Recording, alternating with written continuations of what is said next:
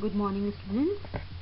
In last period 2, I have explained about the Bohr model and photoelectric effect, Planck quantum theory, spectrum, line spectrum, emission spectrum, and series of hydrogen spectrum. So many things we have learned in last period. Now in this period next topic of that the chapter is Bohr model for hydrogen atom, and what are the points he explained, as well as dual nature of matter, de Broglie equation, and the failure or limitations of Bohr theory. So students, I am starting the chapter now. According to Bohr model, I have already explained that an electron move around the nucleus in a circular path of fixed radius as well as energy, and these paths are called orbits or energy level. And we have already discussed that they are concentric circles. Okay. And the second B point is that as long as an electron remains in a particular orbit, it does not lose or gain energy, and its energy remains constant.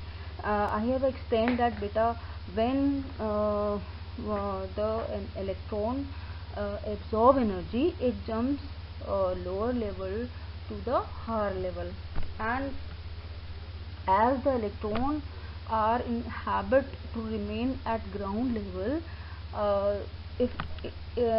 when electron returns, what will happen? It emit energy, it lose energy. So if there is no loss or gain of energy, then the energy remains constant. Next is the frequency of radiation absorbed or emitted. Frequency we had discussed, the number of waves per second.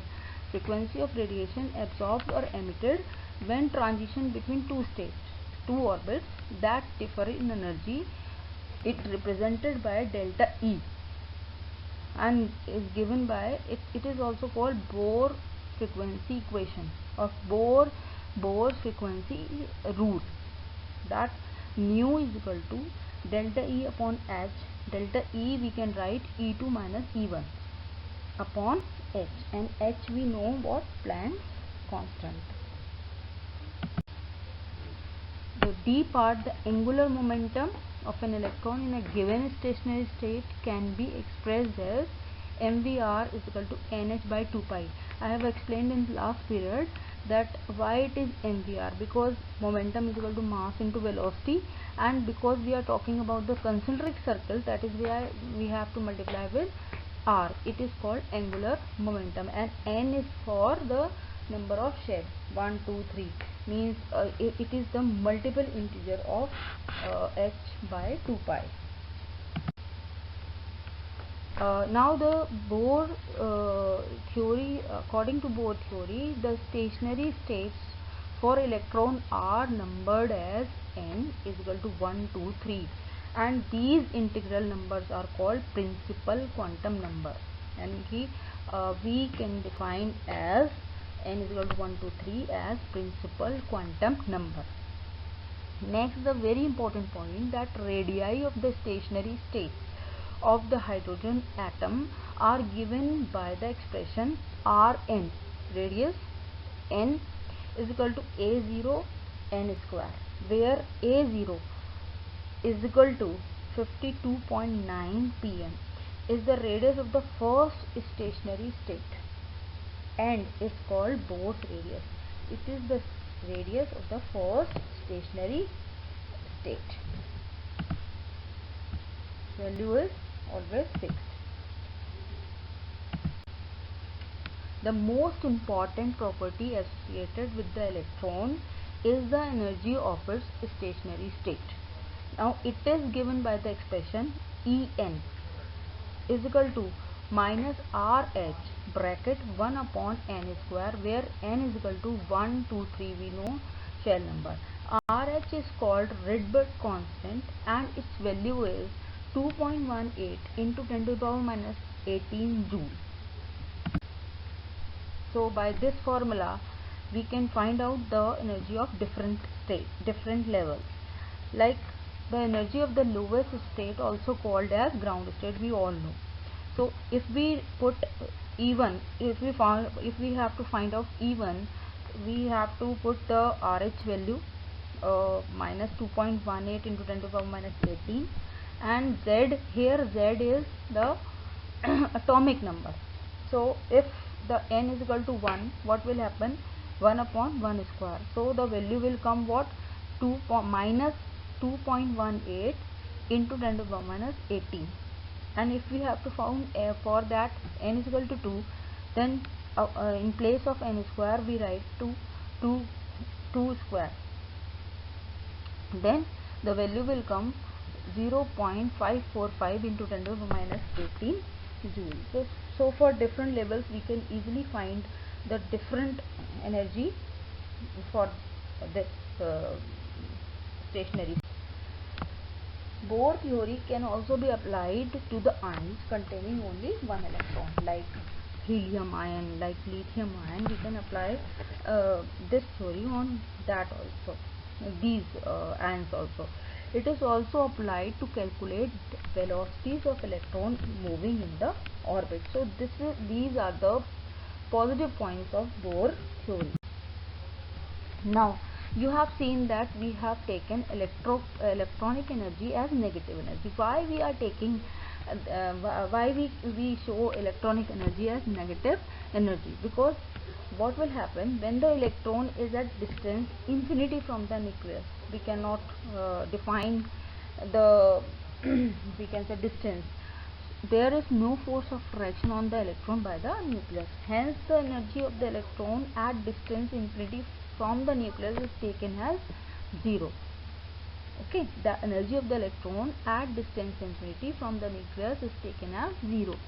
As the electron moves towards the nucleus, it experiences a force of attraction by the nucleus.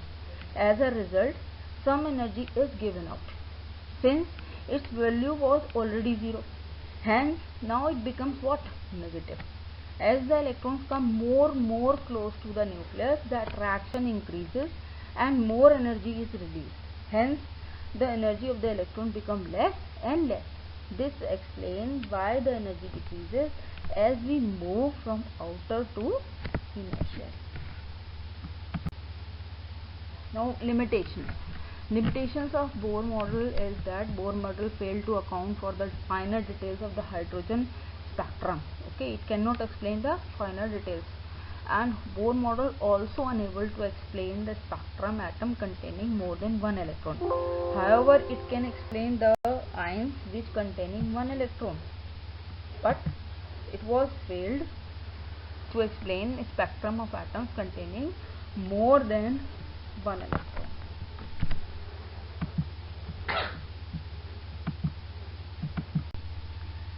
Children, in view of the shortcoming of Bohr model, attempts were made to develop a more suitable and general model for atom.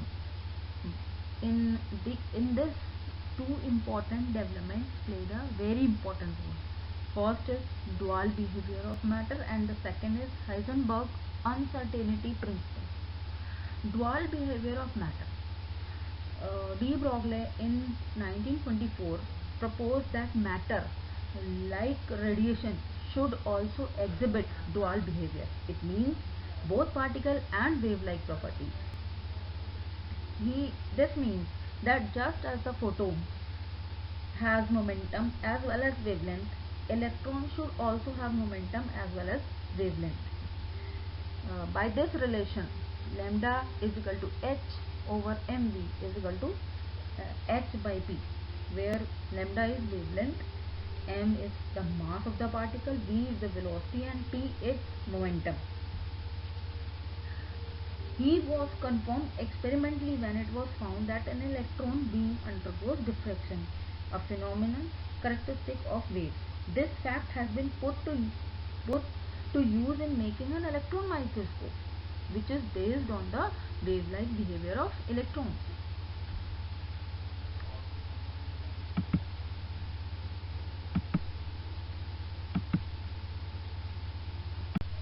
next is Heisenberg's uncertainty principle. It states that it is impossible to determine simultaneously the exact position and exact momentum, or we can say velocity of an electron. The product of their uncertainties is always equal to or greater than h by 4 pi. Mathematically, delta x multiply delta p is greater than or equal to h by 4 pi, where delta x is the uncertainty in position and delta v is the uncertainty in delta p, or we can say delta v is uncertainty in momentum. If the position of the electron is known with high degree of accuracy, we can say delta x is small, then the velocity of the electron will be uncertain. It means delta Vx is large. On the other hand, if the velocity of the electron is known precisely, delta V is very small, then the position of the electron will be uncertain. It means delta X will be large. Thus, if we carry some physical measurements on the electron position or velocity, the outcome will always depict a blur picture. It cannot explain.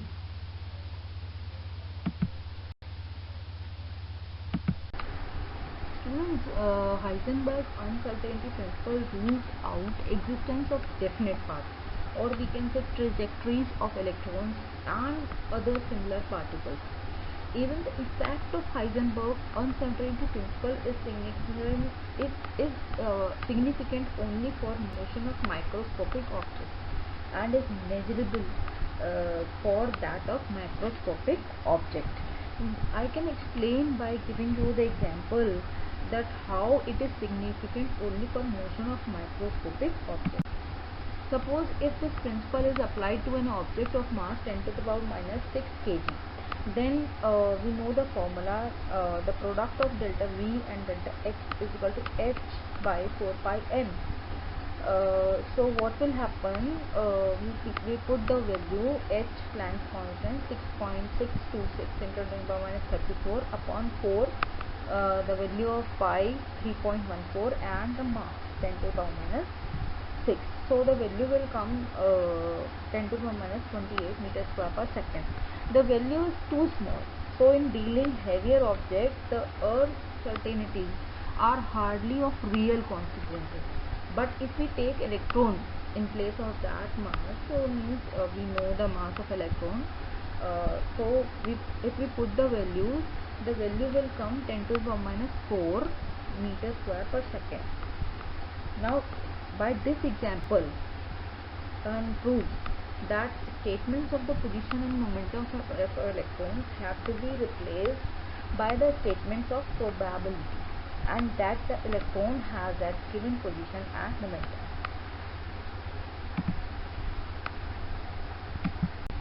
So children, this is the big failure of Bohr model, that it contradicts Heisenberg's uncertainty principle and it ignores the dual behavior of matter. So this came with the advent of quantum mechanics. Okay, classical mechanics is based on Newton's law of motion. It successfully described the motion of microscopic particles, but fails in the case of microscopic particles. What is the reason behind it? Classical mechanics ignored the concept of dual behavior of matter, especially for subatomic particles and the Heisenberg uncertainty principle. So the next model we will discuss in next period, that is quantum mechanical model of atom. Thank you, beta.